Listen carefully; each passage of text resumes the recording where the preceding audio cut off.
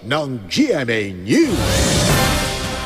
Mga kapuso, matinding alinsangan ang naranasan dyan sa probinsya ng Isabela at mga karatig lugar kanina.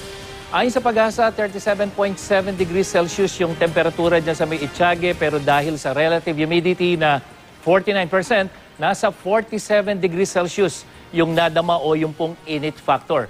At sa matinding init na yan, posibleng ma-heat stroke, kaya uminom lagi ng tubig at iwasang magbilad sa araw.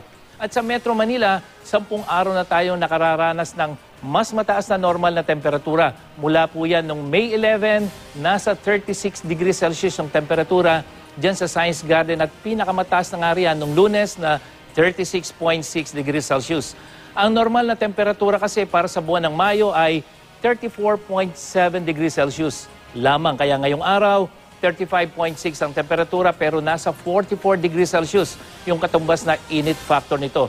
Pero mga kapuso, hindi pa ito matatawag na heat wave. Ayon kasi sa World Meteorological Organization, masasabi lang yan kapag 5 sunod-sunod na araw na 5 degrees na mas mataas sa normal ang temperatura.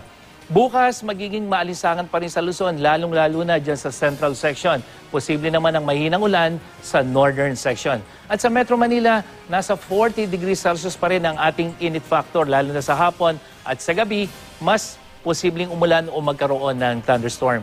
At sa Visayas, dyan sa Eastern at Western Section posible ang mahihinang ulan.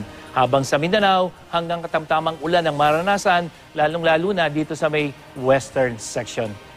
At yan ang latest mula sa GMA Weather. Para sa iba pang weather update, bisitahin ang imready.ph at mga social media account ng IMReady.ph. Ako po si Nathaniel Cruz. Magplano para sigurado.